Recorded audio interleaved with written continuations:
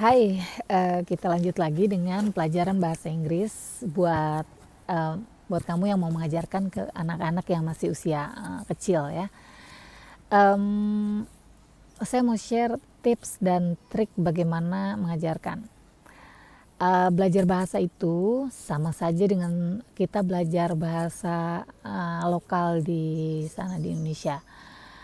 Seperti saya, ibu bapak saya orang Padang, jadi mereka berbahasa Padang tok-tok di rumah. Nggak satu kalimat pun antara mereka, nggak satu kalimat pun yang bukan bahasa Padang. Dan bahasa Padang mereka spesifik ya, dialeknya khusus karena dari satu tempat tertentu. Jadi orang Padang lain akan menganggap mereka ngomongnya agak silly gitu ya, agak konyol bahasanya. Kemudian orang tua saya ke anak-anak berbahasa Indonesia dengan tujuan barangkali memudahkan kita nanti belajar di sekolah ya. Orang tua saya berbahasa Indonesia dengan baik ke anak-anaknya, termasuk saya sendiri. Plus kita tinggal di Bogor, jadi sekitar kita berbahasa Sunda, dan Sunda Bogor konon agak sedikit kasar dari strata yang sedikit lebih tinggi, misalnya Sunda Bandung gitu ya. Jadi sementara di sekolah muatan lokal pelajaran itu diajarkan bahasa Sunda, dan bahasa Sunda yang diajarkan di sekolah mungkin sedikit lebih baku dan sopan ya, lebih kata orang Sunda lemes ya. Jadi saya besar juga di lingkungan multilingual gitu. Jadi belajar bahasa itu setelah saya perhatikan perlu diajarkan pokok-pokoknya, guidelines-nya secara khusus seperti di sekolah. Kemudian kita mendengar langsung dan berinteraksi langsung dengan orang-orang berbahasa tersebut. Yaitu waktu itu karena saya tinggal di Bogor, semua orang berbahasa Sunda gitu. Jadi ada praktisnya, ada teorinya. Kalau mau dibilang ya kurang lebih begitu. Jadi kita belajar teorinya, kemudian belajar praktisnya, kenyataannya di lapangan seperti apa. Tanpa itu, dan by the way hasilnya sangat baik. Pelajaran bahasa Sunda saya dulu nilai saya selalu 9 di raport. Dan kenyataannya saya memang bisa berbahasa Sunda dengan sangat lancar, sampai bahkan saya bisa masukkan aksen di situ, orang nggak akan pernah tahu bahwa saya orang Padang. Seperti saat ini saya berbahasa Indonesia, kira-kira apa bisa dibaca saya tadinya orang Padang atau orang Sunda? Saya yakin enggak ya, karena aksen bahasa Indonesia saya enggak ada kaitannya dengan aksen bahasa lokal. Tetapi poin saya adalah belajar bahasa itu seperti itu. Jadi kalau kita mau mengajarkan ke anak, enggak cukup diputarkan YouTube aja. Ini yang menarik ya, saat ini kan YouTube di mana-mana ya. Anak-anak kita tidak pasti nonton YouTube. YouTube program yang paling banyak adalah berbahasa Inggris ya. Kenapa? Ada alasannya ya. Kenapa video-video dalam bahasa Indonesia mungkin kalah dibandingkan dengan video-video yang berbahasa Inggris. Apalah Cocomelon lah atau apa ya. Banyak sekali, saya tidak akan sebutkan satu persatu. Tetapi poinnya adalah apakah cukup anak diputerin video YouTube akan berbahasa Inggris? Enggak juga. Karena ini salah satu pengalaman ya, anak saya yang kecil juga kan waktu pindah ke sini itu masih umur baru 3 tahun lah ya, baru 3 tahun. Dia berbahasa Indonesia sangat lancar waktu di Indonesia. Kemudian pindah ke sini, waktu di Indonesia di sekolah bilingual, bahasa Indonesia bahasa Inggris. Bahasa Inggris dia ada berkembang sedikit. Tetapi saya perhatikan begitu sampai di sini dia mulai mengabsorb kata-kata bahasa Inggris di sini. Dan yang unik dari YouTube adalah kadang-kadang anak mengcopy paste kalimat-kalimat yang dia dengar, karena YouTube itu kan bisa berulang-ulang ya, mereka akan pilih video-video yang mereka suka akan terulang-ulang. misalnya My Little Pony begitu, dia akan serap kata-kata dari My Little Pony itu saklek begitu, dia akan serap. Dan karena anak itu kan amazing ya daya ingatnya ya, mereka bisa mengabsorb kalimat per kalimat, dan mereka kemudian bisa menggunakan itu dalam kehidupan sehari-hari. Ini yang menarik dari YouTube. Jadi ada pengalaman, waktu itu anak-anak saya sedang video call dengan sepupunya di Jakarta. Berkali-kali bapaknya anak-anak bilang, oh, video call sama dia gitu, dia kan bahasa Inggrisnya bagus gitu ya. Nah, kemudian saya video call, tadinya anak-anak agak kikuk karena mereka sudah mulai susah berbahasa Indonesia, sudah mulai lupa sedikit-sedikit ya, bahasa Indonesianya tinggal sedikit, mereka tadinya kikuk. Nah, kemudian sepupunya itu mulai bicara bahasa Inggris. Nah, karena sepupunya mulai berbicara bahasa Inggris, anak-anak jadi langsung langsung nyambung gitu ya, merasa klik. Wah, dia ngomong bahasa Inggris juga nih. Nah, kemudian anak-anak langsung nimpalin pakai bahasa Inggris lagi ya, dan langsung nyerocos gitu ya, cet.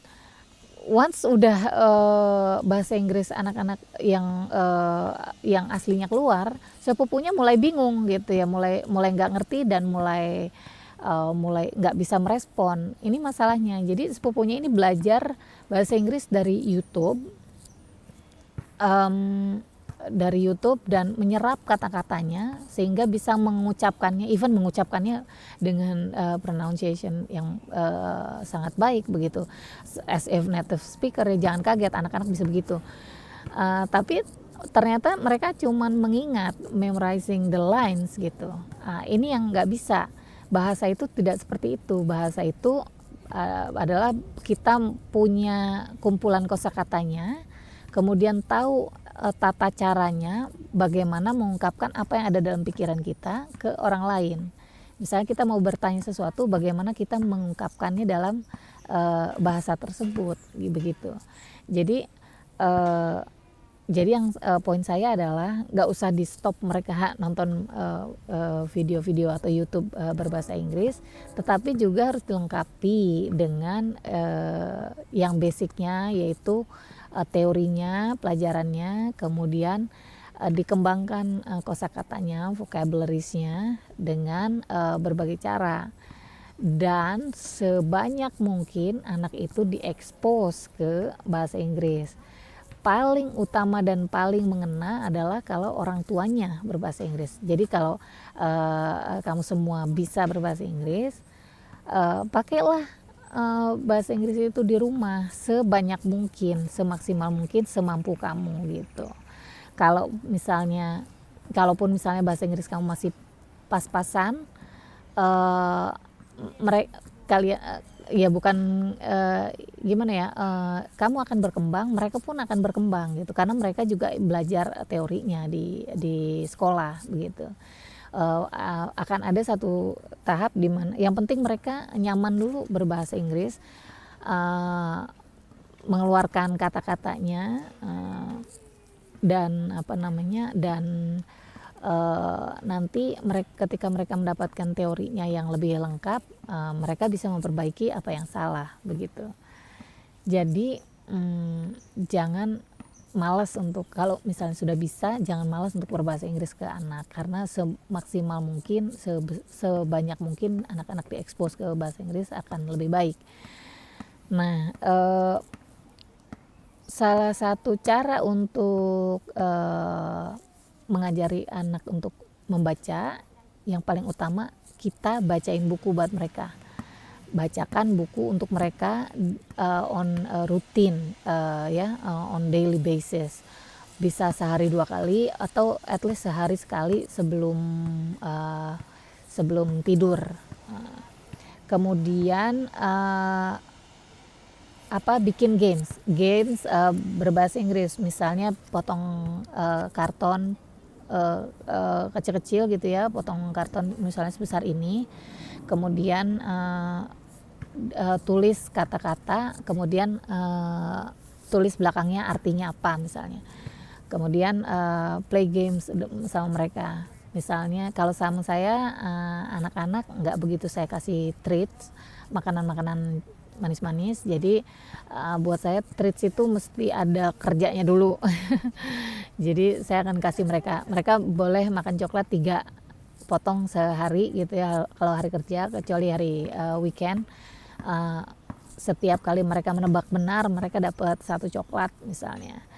Kalau misalnya mereka tebak 2 kali benar bisa dapat 1 coklat lagi dan seterusnya. Walaupun ya tetap mesti dibatasin ya. Kemudian kita playing sound games. Kita kenalin 1 kata, terus misalnya kita tulis ya moon ya, bulan, moon di satu halaman moon, kemudian di baliknya bulan. Kita selalu ngajarin di sisi yang bahasa Inggrisnya moon ya, gambar bulan kalau perlu, gambar bulan.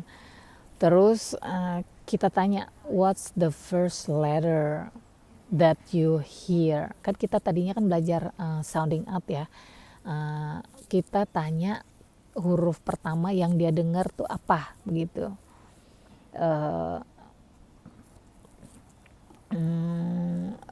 Kita tulis pertanyaan dalam bahasa Inggris, kita hafalin, kalau perlu kita nanya pakai bahasa Inggris. Kalau belum bisa tanya pakai bahasa Indonesia. Suara pertama yang kedengeran ya. Misalnya moon, gitu ya. Mereka akan pointing out the letter. Jadi hurufnya apa. Kemudian bisa juga dengan cara nulis cerita, write a story ya. Kita tulis dalam bahasa Inggris, ceritanya sederhana aja. Boleh misalnya beberapa kata dalam bahasa Inggris tapi sisanya gambar. Misalnya kalau kita nggak pintar-pintar gambar nggak masalah, nggak harus bagus, yang penting yang penting menggambarkan apa yang mau kita ceritakan. Kemudian juga nyanyi alfabet song, tapi juga nggak harus alfabet song ya, bisa. Kalau saya sama anak saya yang kecil dia suka ketawa-tawa ya, saya suka nyanyi mungkin nadanya apalah, lagu apalah yang ada di kepala kita, Sheila on 7 atau lagu siapa gitu ya. Kemudian kata-katanya saya random aja pakai kata-kata yang saya tahu gitu. Kadang-kadang anak-anak sampai ketawa-tawa, tapi itu bermanfaat untuk membantu mereka menghafalkan. Kemudian kita encourage mereka untuk scribbling istilahnya ya. Jadi coret-coret, nulis dan jangan dipaksa nulis mereka benar sesuai spellingnya. Arahkan mereka untuk menulis kata-kata pastinya yang udah dikenalin ya. Jangan tiba-tiba kita suruh mereka nulis kata yang belum pernah dikenalin. Misalnya kita udah bacain Bob book yang pertama ya, dan yang kedua tadi ya, beberapa buku yang awal. Terus kita tiba-tiba nyuruh tulis sky misalnya, kan kita nggak ada di pelajaran itu, nggak ada sky. Kita sudah ajarkan dog, cat, rag ya. Nah, suruh mereka tulis berdasarkan apa yang mereka dengar. Tulis hurufnya apa. Jangan dipaksakan. Kita akan bikin semacam games, bilang, "Yeay, ternyata bukan," gitu.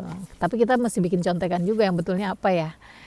Dari misalnya waktu nonton video read aloud-nya, kemudian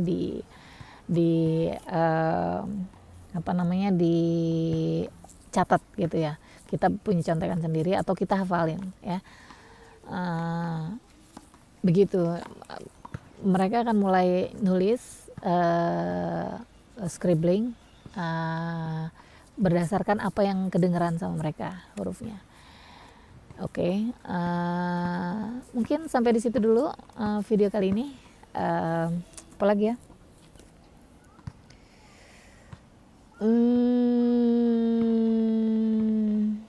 Ya, Kalau di contekan saya di sini, kita mesti menghindari mengkritik anak-anaknya, itu salah, jangan, bukan ya. Kita harus selalu bilang bahwa kerja bagus, hebat banget, sudah betul, dan seterusnya ya. Semua bentuknya pujian. Nanti belakangan nanti kita akan belajar caranya yang lebih benar nulis. Misalnya cat, mereka tulis kalau anak yang belum belajar bahasa Indonesia sebelumnya jauh lebih mudah untuk diajarin bahasa Inggris, terus terang aja. Tapi untuk anak yang sudah tahu bahasa lain, dia akan misalnya itu kak ya mah gitu, itu berarti kak ya gitu. Nanti kita akan bilang coba tulis dulu ya, nanti kita bandingkan yang betul dengan yang betulnya seperti apa misalnya. Next time dia nulis dia akan ingat. Begitu kita puji kemudian kita kasih pembanding, next time dia akan ingat. Pelan-pelan anak-anak akan bisa menulis dengan baik. Oke, sampai di situ dulu videonya. Karena seperti kedengaran di background mulai ramai karena mulai siang, udara mulai hangat. Saya juga udah mulai mau buka jaket. Udah ada yang main squash, udah ada yang main di playground bawa anak-anak, dan sudah ada yang main basket. Ada yang nggak tahu tuh lagi ngapain. Bapak ini lagi pukul-pukul pakai tongkat. Nah, ini tempat swing. Terus ada yang main semacam squash, nggak tahu juga namanya apa ya. Dia pakai bola kecil dan dia pukul pakai tangan. Lapangannya sih kayak lapangan squash ya. Oke, sampai di sini dulu. Kita lanjuti video berikutnya.